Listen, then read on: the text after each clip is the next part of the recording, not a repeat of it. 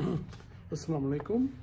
The book of Targheeb, the book of encouragements about Islam.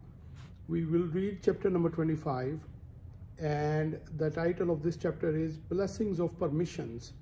In Arabic we call it ثواب الرخص المباحه. Introduction. Allah subhanahu wa ta'ala made this religion of Islam a simple religion to be followed without having difficulties.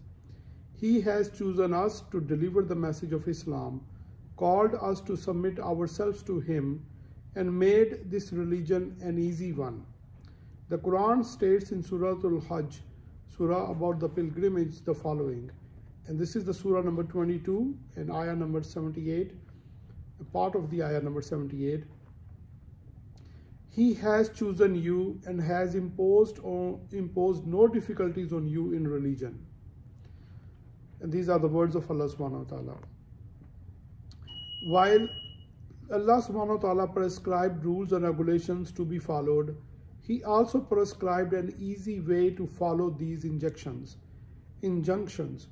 He also prescribed alternatives to be followed in case of difficulties or hardship, so as to make the teachings easy to be followed. Allah subhanahu wa ta'ala wants us to follow His orders with good intention. He did not want the format to be an end, but a means to an end. In so doing, the teachings of Islam will be followed by the practicing Muslims without any difficulty or without any hardship. Allah subhanahu wa ta'ala made the teachings of Islam even easier for those who are handicapped, such as the blind, the lame, the crippled, or even the sick. The group of people have no obligations to go to war to defend the Islamic State. In this regard, Allah subhanahu wa ta'ala says the following in Surah Al-Fatih, surah about the victory, about those people. And this is the surah number 48. I'm reading the ayah number 17 translation. No blame is there on the blind, nor is there blame on the lame, nor on one ill, if he joins not the war. But he does obey God and His apostle. God will admit him to gardens beneath which rivers flows, and he who turns back, God will punish him with a grievous penalty. Now, different permissions. If we enumerate some of the practices that a Muslim follows in the daily life, we find out many permissions are given to him or her. Number one is the salat, like the prayer. A traveling Muslim will reduce his regular prayers from 4 to 2 rakat.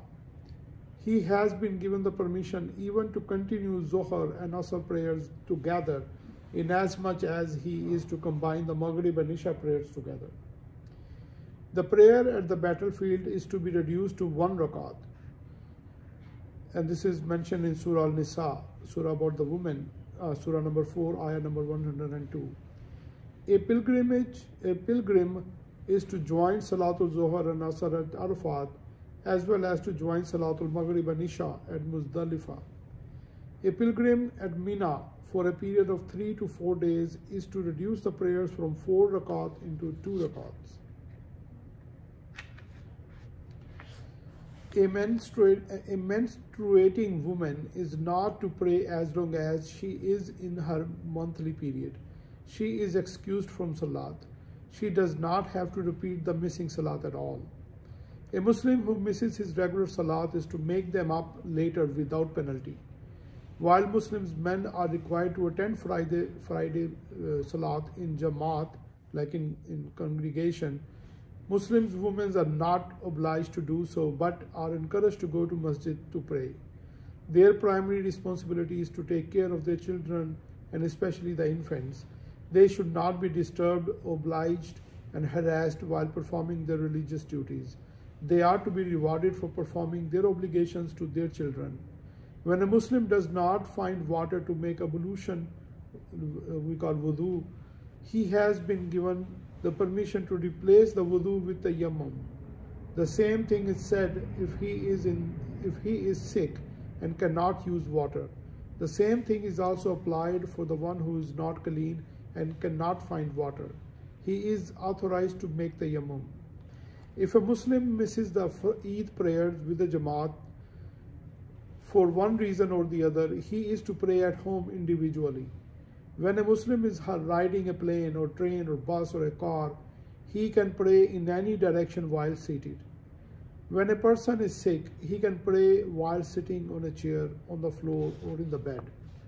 While the funeral prayer on the deceased is required, it is considered to be a fard kifaya. This means that if any person performs it, the rest are excused from it. While praying, Muslims have the permissions, if needed, to read directly from the Quran, carry a baby, turn their face to either side and move a few steps. Fasting. The following are permissions to Muslims. A traveling Muslim has the right to break his fast during Ramadan. He is to fast some other time. The same thing is said about the sick person. In this regard, Allah subhanahu wa ta'ala says the following in Surah Al-Baqarah, the surah about the cow. And this is the second surah in Quran, and the translation is for the ayah number 185. So every one of you who is present at his home during that month should spend it in fasting. But if anyone is ill or on a journey, the prescribed period should be made up by days later. God intends every facility for you. He does not want to put you in difficulties. A menstruating woman is given the permission not only to abstain from fasting, but commanded to abstain. A pregnant or nursing mother is also given the permission to break her fast. If a Muslim eats or drinks during fasting while forgetting his fasting is accepted by Allah subhanahu wa ta'ala, he does not lose his fasting. While fasting, a Muslim is to make wudu, mean ablution, including the use of water in mouth and nose, without breaking his fast. A fasting Muslim outside the month of Ramadan, which is a recommended fasting, has the permission and the right to break his fast if he is to please his guests. While the daily duration of fasting is from dawn to sunset, Muslims are permitted to have matrimonial life during the night. In this regard, Allah subhanahu wa ta'ala says the following in Surah Al-Baqarah, surah about the cow, and this is the surah number, it is the second surah in Quran, and the translation is for ayah number 187. And these are the words of Allah subhanahu wa ta'ala. It is lawful for you to go in unto your wives during the night preceding the day's fast. They are as a garment for you, and you are as a garment for them. God is aware that you would have deprived yourself of this right, and so He has turned unto you in His mercy and removed His hardship from you. Now, then you may lie with them skin to skin and avail yourselves of that which God has ordained for you, and eat and drink until you can discern the white streak of dawn against the blackness of night, and then resume fasting until nightfall. But do not lie with them skin to skin when you are about to abide in meditation in houses of worship. These are the bounds set by Allah subhanahu wa ta'ala. Do not then offend against them, for it is thus that God makes clear His message unto mankind, so that they might remain conscious of Him. About pilgrimage. A Muslim who cannot make a sacrifice on an animal, he is to fast 3 days during Hajj time and 7 days after coming back to his home country. Allah subhanahu wa ta'ala says the following in Surah Al-Baqarah, surah about the cow, the following, and this is the second surah in Quran, and the translation is for ayah number 196, and it is part of that 196 ayah. And these are the words of Allah subhanahu wa ta'ala. And when you are in peaceful condition again, if anyone wishes to continue the Umrah on the Hajj, he must make an offering such as he can afford. But if he cannot afford it, he should fast 3 days during the Hajj and 7 days on his return, making 10 days in all. So a pilgrim who cannot perform the throwing of pebbles during Hajj may ask someone else to do it on his or her behalf. This permission is applied to those who are sick, crippled, handicapped, women, and the elderly. If the monthly period comes on a woman while performing Hajj, she is to stop some of the rituals of Hajj. However, she will get the reward of a Hajj performance in total. A Muslim who cannot go to Makkah to perform Hajj because of sickness may delegate someone to do the rituals of Hajj on his or her behalf. This permission is granted and both are to be rewarded. Now the other aspects. Allah subhanahu wa ta'ala gave much permissions for practicing Muslims to enjoy their life within the teachings of Islam. The following is a summary of some of those permissions. There are certain food items that Allah subhanahu wa ta'ala prohibited for Muslims to eat or drink. If he eats or drinks, he will be penalized for doing so. However, on certain conditions, he may do so without being penalized. The Quran states the following in Surah Al-Baqarah, Surah about the cow, the following. And this is the Surah number 2, Ayah number 173. And these are the words of Allah subhanahu wa ta'ala. He has only forbidden you dead meat, blood, and the flesh of swine, and that on which any other name has been invoked beside that of God. But if one is forced by necessity without willful disobedience, nor transgressing due limits, then he is guiltless.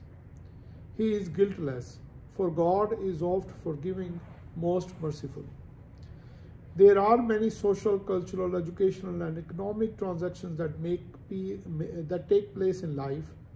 A Muslim is asked to overlook some of his rights and forgive the other parties. He has been given the permission to revenge, but forgiveness is better. He is encouraged to do so, and he will be rewarded accordingly. Allah subhanahu wa ta'ala has given Muslims the permissions to eat and to marry from the people of the book.